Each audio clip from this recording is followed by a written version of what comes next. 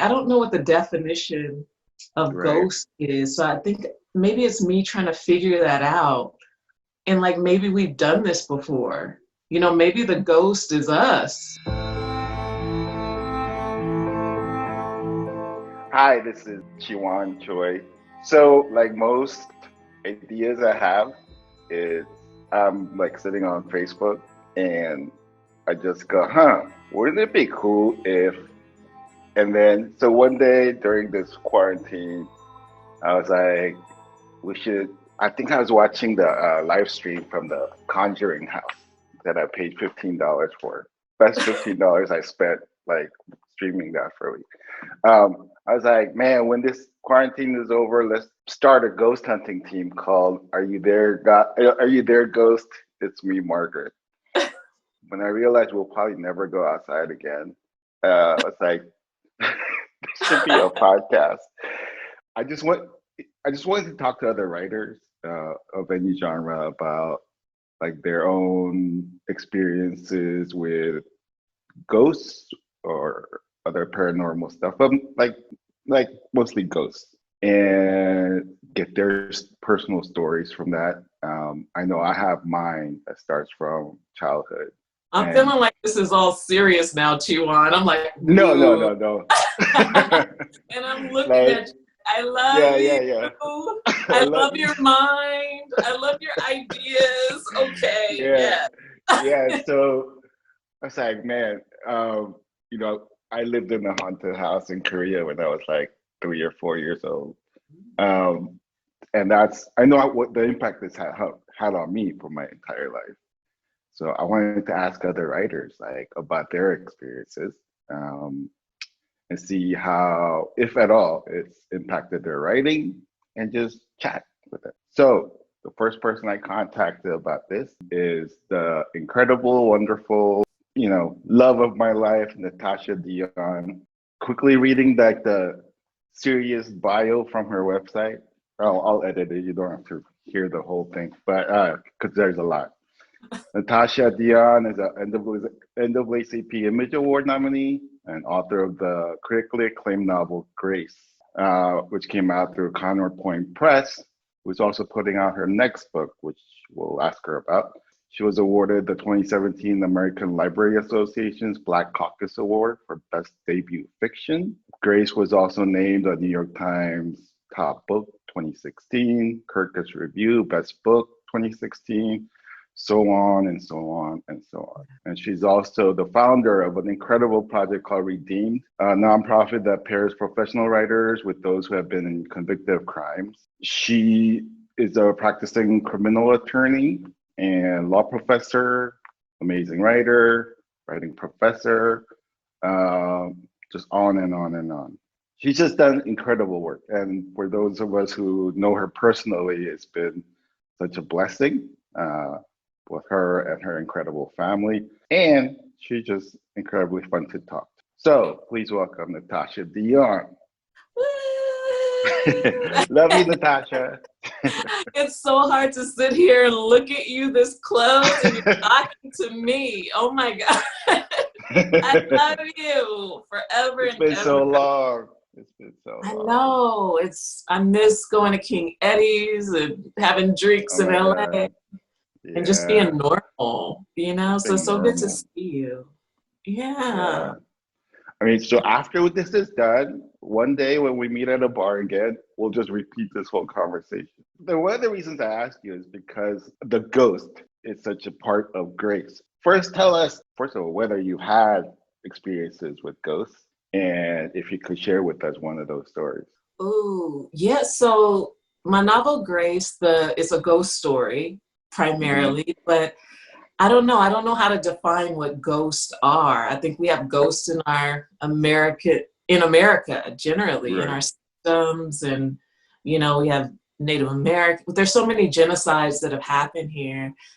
So my story Grace, which is set during American slavery, is a ghost story to me, Hmm. and it's about a lot about reconciliation. So when I think of ghosts, I think of people or things that have happened before and still need some sort of reconciliation, whether it's Hmm. slavery, whether it's the genocide or it's here to teach us something, or like history, it repeats itself and repeats itself. So that's sort of the ghost in our system. So it made sense to me to write Grace that way, from a ghost perspective, as something to still look at. So like when I wrote it, people would say, oh, we already know that story. I was like, no, I think there's something still to see there. But I've told this story a lot of times, but when I was writing Grace, my son was just born. He was a month old. And I was walking down the hallway with him. And at this point, like I am Christian, but I don't have like a perspective on ghosts or visions or anything like that. Like I think everything's possible. And I think it was Einstein who said to not believe that there's a world that exists beyond our five senses, it would be ridiculous, basically. I'm paraphrasing what he said. But I remember waking up one morning, and at this point, I thought my son was going to die. I know that's a terrible thing for a mom to say, but he wasn't behaving the way my daughter behaved when she was born. Right. And she was born the year before, so they're 364 days apart. Like he wouldn't bring his hand to his eye to like wipe his eye. He wouldn't smile, things like that. So I was convinced that there was something wrong with him. So I was taking him to the doctor probably every week, every couple days. And when your baby is first born, you have to take your child to the doctor. It's called well baby visits. It's like every week, and then it spreads out until you get your baby. But anyway, I kept telling the doctors, I think my son is going to die. I think there's something wrong with him. And pretty soon they were telling me, because I was going in between those week visits, they were like, maybe there's something wrong with you. Maybe you need, maybe you're having some sort of depression. Do you feel like you're going to hurt the baby? I was like, no, I don't want to hurt him. I want to help him. I think something's wrong with him. And this went on for quite a while meaning it was over a month, about a month and a half. And one day I woke up with him and I was walking, and I would always hold him because I thought he was going to die. And I thought everything that I read about babies that die in their sleep was that, I set her down for a nap, I came back and she was gone. So my logic was, if I never set him down, he won't die, or if he dies, he won't. Right. So I'll walk around the house with him, and it was in the morning, and it was daytime. It was like 10:30 a.m. And I was walking with him, and all of a sudden it was night. It was night, and I was in Alabama, in this town that my family grew up in, and I used to go there every summer.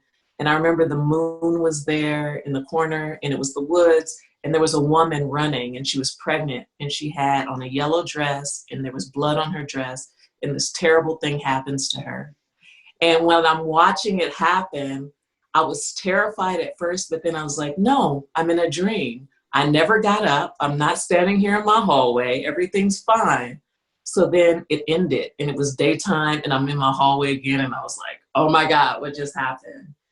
And I remember taking my son to my husband and saying, can you hold him? I need to write down what I just saw. And at the time, I wasn't a novelist. I wasn't writing, and I didn't know what to do with it. It was about a page and a half. And 7 years later, I began writing the story. I enrolled in a class, Novel Writing 1, because I felt like someone was talking to me and I had to write it down. And it became the opening chapter of my novel, Grace, which, as you know, went on to all these awards and all this other stuff. My son, on the other hand, a couple weeks after this dream, I took him back to the doctor because I wasn't going to give up on him. And I remember my regular doctor was gone, and there was what they call a locum tenens. It's like a retired doctor who fills in while another doctor is gone. His name was Dr. Goldfarb, and he was at Kaiser. And I remember seeing him, and I was like, oh no, now I have to start all over again with all these symptoms, and I don't want to do this. So I was not very nice when I was talking to him. I was like, doctor, you don't understand. Something's wrong with my baby. And I know it. And he was just very calm, and he talked to me. And then he looked at him. He goes, let me do one test. I said, you're not taking blood tests. They've already done that. He's like, no, I'm just going to take a urine test. And then the next day he called me back. He was like, I have to tell you, I think there's something wrong with your baby. And we're going to do another test with just you and your husband, a blood test. We got to send it off to Europe. And it turned out that he had a rare genetic condition that usually only happens to Europeans who marry Europeans. And obviously I'm Black from America, but I have European DNA that traces back to the slave trade and slavery. And my son inherited that gene. But if it wasn't for Dr. Goldfarb, I wouldn't have known. And if it wasn't, and I felt like that dream was talking to me in those moments, that history, all of it, my body, my son, all of it. And I don't know if it was a ghost. People will ask me, and I've been places, they were like, there's no such thing as ghosts. Africans believe in spirits. I'm like, okay, well, maybe it's a spirit. I go to church. No, it was a vision from God. All right, I don't know, but I just wrote what happened. This is what happened. You judge it. This is what happened. Yeah. So that's like almost like the ghost in your DNA almost. Yeah, maybe. Yeah. Wow. So did you already have the opening of the book in mind when this event happened, or it was this event and you wrote that down, and then that's how it impacted how the book was going to go? Yeah, I did. I wasn't a novelist. Like I've always written, like most writers, we've always written stuff all of our lives, but I never thought that it would be possible to be a writer. Because my family came from the South, so that town that I was talking about in East Tallahassee, Alabama, where they basically lived since the end of American slavery. They founded a church there, all that stuff. So when they came west with the Great Migration, they were literally escaping the terrorism of the South. So, and they said, you can be a doctor, a lawyer, engineer. So for them, it was like an immigrant experience in that way, that there was no choice to be in music or dance or writing for sure. So I became a lawyer and I wrote in that way. So I was never a novelist. So it was the beginning is what I'm saying. So that moment was the spark, and I started writing. I wrote it first as a screenplay, and it won all these screenwriting awards. But it was two sparks. So it was that one, and then a friend of our family who was Jewish and who lived around the corner, this blonde woman, when my dad left, she came and took care of my mom, and she terrified me. And I knew when she died that I wanted to honor her life in this book. So I had to do a lot of research to be able to place her in this. So in that way, there was another ghost part of this story. Yeah. And that's how it came together. Yeah, it's wild reading your book. I mean, because from the start, it's a ghost speaking, but it just feels even more real in a way, because that's it. And it's like it just never lets you go. Like using the ghost almost becomes this thing that anchors you to reality, so you can't escape. Right. How do you deal with? Do you believe in ghosts? Yeah, because like when I was a little kid, with the house I lived in Korea before I left Korea when I was like 5, I used to cry all the time. I used to this is a house that my dad had built. So I used to cry by the stairs that go upstairs. I used to just stand there and cry all the time. My mom and my brother were like, "What's wrong with you?" But then one day my dad wrapped his arm around me and said, "You see that woman on the steps too?" And I was like, "Yeah." And it was like this moment of like someone acknowledging that I wasn't imagining the whole thing, someone actually saying that's a real thing. It scared me, but also it made me accept that, like, oh, okay, I guess that's part of life. So over the course of my life, we've lived in like 3 or 4 like haunted houses, Wow. It's a trip. Do you think the ghost was related to your dad, since he built, how usually they say haunted houses, it gets like something in it before you move in? Do you think it was brought there since your dad saw it? I have no idea. Like, I don't know the history of that area. I don't know that much history of Korea at all. But I mean, it wasn't easy times in Korea. All of until then. So like my grandma, I remember telling me, my dad's mom,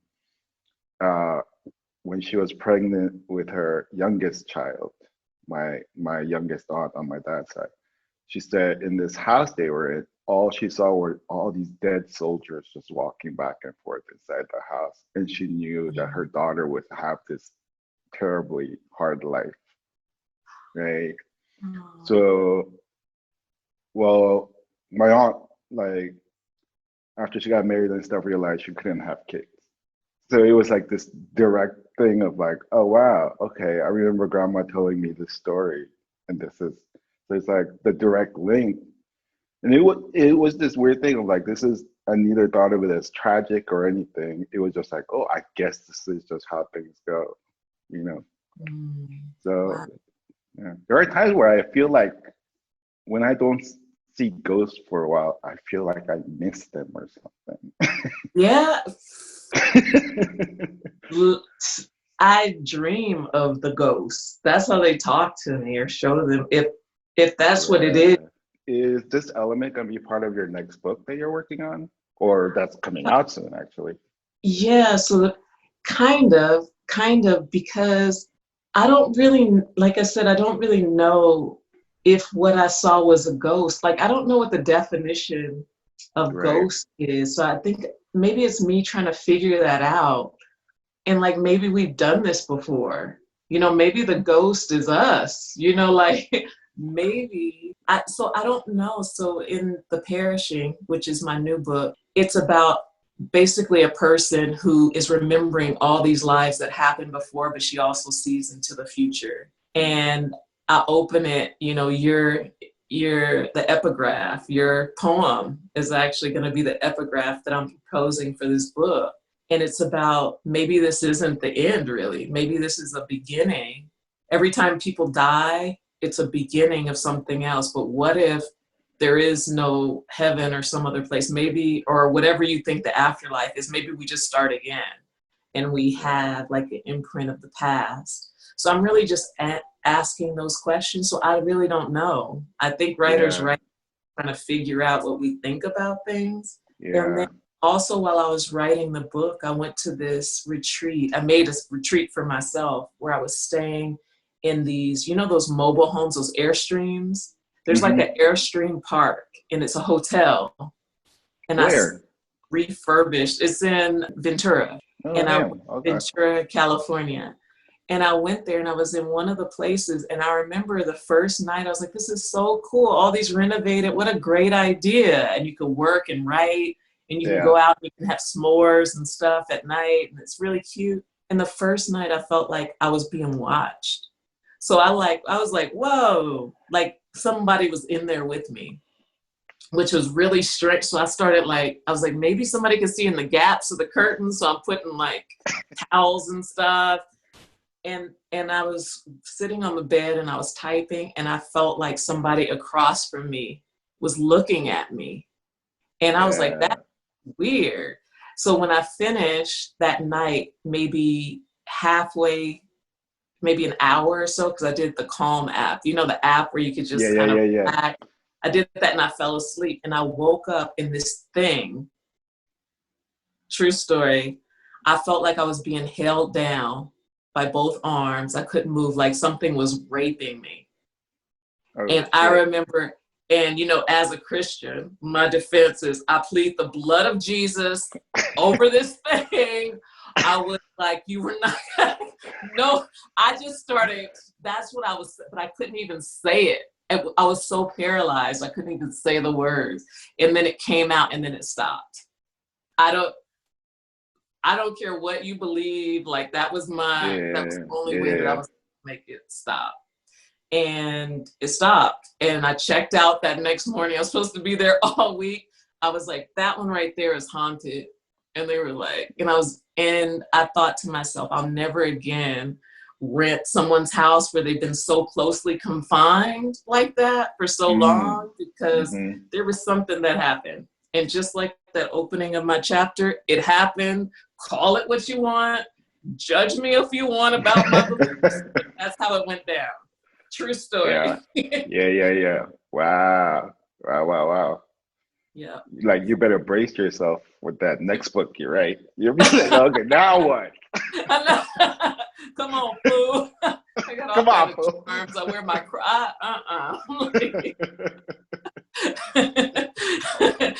I don't feel like, well, what do you believe? Do you believe it? I was like, I don't believe in anything. Just this shit happen, okay? This shit happen. I'm not lying.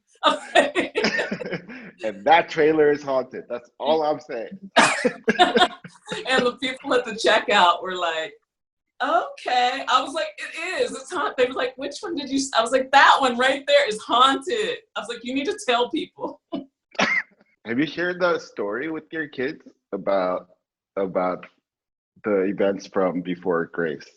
I shared it with my daughter a little bit, but I don't know. I don't know how to like talk about things like that with her. Like, I just want to be ready when she's ready to talk about things. It's kind of like the second station. It's weird if you're like, can we have that talk? It's just something you gradually talk about, so it's not weird for anyone.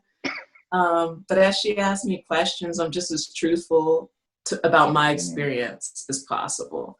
So if she comes to me and one day says, I don't know, whatever, I would just want to be available to her, kind of. My son, so the condition he ended up having was basically his brain can't get rid of a certain chemical called GABA.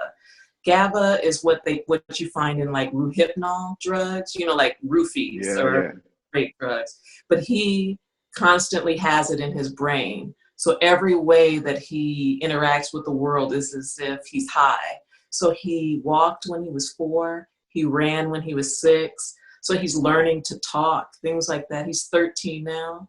But he's learning to do all of that. So we don't have conversations about ghosts, but that says he will see things and will point that aren't there every once in a while. And he'll laugh at something that you don't see. So I don't know what he sees, but he can't express it yet. Yeah, I think because of my experience as a little kid, my parents, my dad's a retired pastor, Presbyterian pastor. Woo! Yeah. And sorry, also. Pastors' kids. Bad news. So it was like, for them, it was like, oh, this kid can see something like this. So they would just feed me all this information from when I was a kid. Like, they would like read to me like stuff about like the Stonehenge or some other mysterious things. Like even when I was a little kid, and it just became like ingrained in my system, which has its ups and downs. Do you regret that? I don't, but I think when I couldn't make sense of things, especially with like, dealing with mental health stuff and, all that, when I couldn't deal with things, my go-to used to always be like, what does this mean in a bigger outside picture, and try to connect it to some big thing when it was simply like, dude, just go see a therapist. Like, right. So it's like, there have been times where it like stunted me from like actually taking some action about something, because it was like, oh, it just means something bigger is going on, like, and push it aside. Yeah, I have no power over it. Yeah, so but I think it's been mostly positive. Yeah, in a strange way, it made me, because I was raised Christian by my parents. In a weird way, it made it easier for me to accept the idea of God. And so do you see it as both? So is there mental health and also spiritual world as well, or? Yeah, I mean, I think they're separate things. It's just like, I just used it too much as a crutch for a long time. There's nothing I can do. It's like a bigger thing. It's beyond me. Right. Yeah. A lot of churches now, they're just now accepting that mental health is like a real thing. Yeah. Would you be up for reading the opening of Grace? Oh, right on. Is this the moment where I show the book? Here it is. Yeah. This is the paperback. We have to go get manicured together one of these days. I know, right? Because, man, my nails are just my quarantine nails. Let's call it that. We have quarantine. Like, you do not want to see my toes. I know. I know. It's from the top down. I need to pet. When I wrote this chapter, I heard her voice. I heard her running. I knew what her thoughts were. I knew her distress. And I wrote it exactly in the voice that I heard. And it stayed sort of like, because she was talking to me like at multiple levels, even as I was watching this thing unfold. I know that sounds weird. And like I said, it just happened. It never happened before that, but this is how it happened. I am dead. I died a nigga a long time ago, before you were born, before your mother was born, before your grandmother. I was 17, still am, I reckon. And everyone that was there that night is dead now too, so it don't matter that I was a nigga or a slave. What matters is I had a daughter who had daughters and they had theirs. Family I could have saved a whole lot of trouble by telling them the things that I know. But there are some stories that mothers never tell their daughters, secret stories. Stories that would prove a mother was once young, done things with men she could never tell, in ways she could never tell, in places she could never. Private stories where love, any semblance of love, would lead a person like me to the place I was that night in 1848 when I died.